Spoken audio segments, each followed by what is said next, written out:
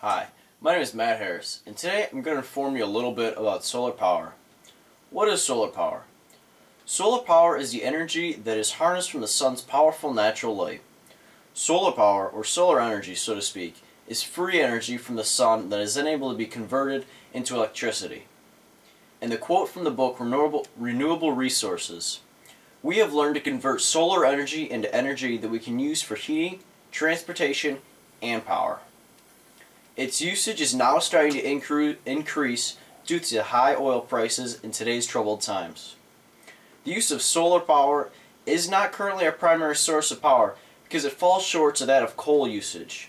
In fact, solar energy accounts for only 1% of the electricity used to power all of America's homes and businesses today. This is because it is currently more costly to put up and harness energy from solar panels than it is by burning coal. Although, since the 1970s, the cost per megawatt has steadily been decreasing due to the new technologies and processes being used for gathering solar energy. Along with decreasing costs per megawatt, the efficiency ratings on solar panels have been steadily increasing throughout the years through new research and development as well. These solar panels that gather the sun's rays are called photovoltaic panels. The term photovoltaic really means light for photo and electricity for voltaic in the Latin definition.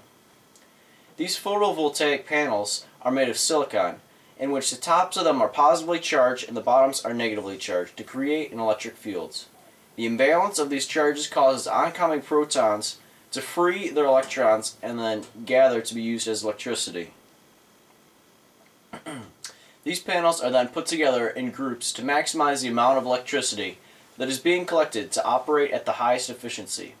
A quote from the National Renewable Energy Laboratory says that solar cells are typically combined into modules that hold about 40 cells.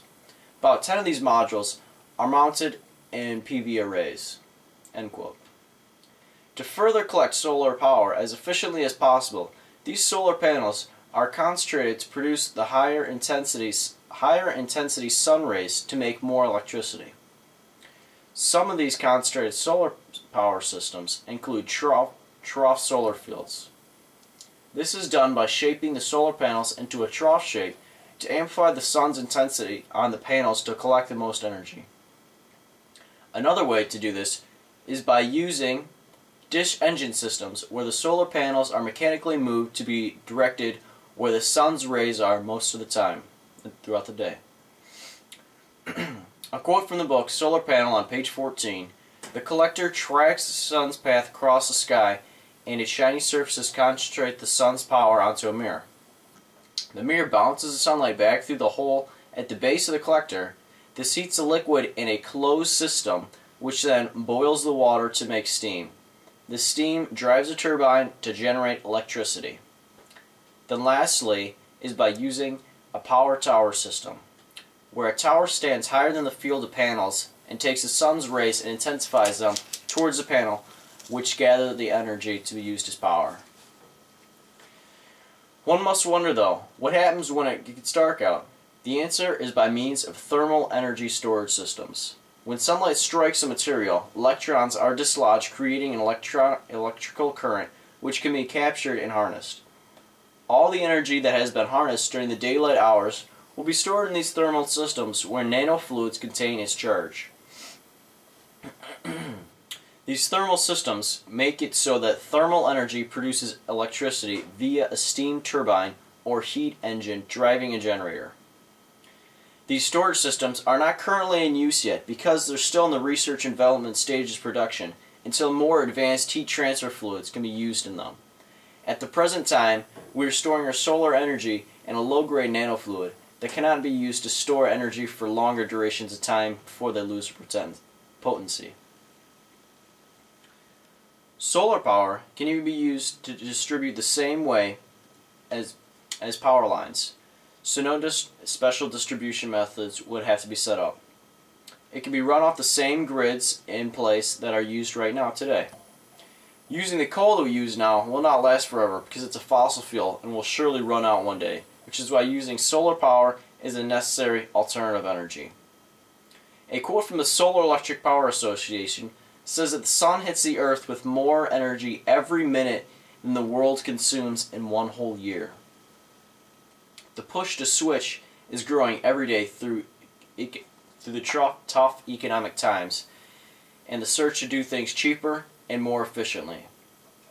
Solar energy is not only a clean, efficient energy source, but if you decided to install a set of PV panels to power your home or business, the government will help you out and give you tax credits. The government has said that a $2,500 solar energy tax credit will be awarded for using a water heating system in your house, as well as a $10,500 tax credit towards a home-based solar heating equipment. At the present time, the market for solar PV technologies is increasing at a rate of more than 35% per year, and solar power growth is expected to be even higher. It is obvious that solar energy is going to be the path we choose for an alternative energy to reduce our dependence on the scarce fossil fuels. Efficient standards keep rising as prices keep falling, opening up vast opportunities for this to all become possible. Now that you know what good using solar power can do, maybe you yourself may consider it in your home and cash in on the government tax incentives that you now are aware of and will do good for the environment. Thank you for your time.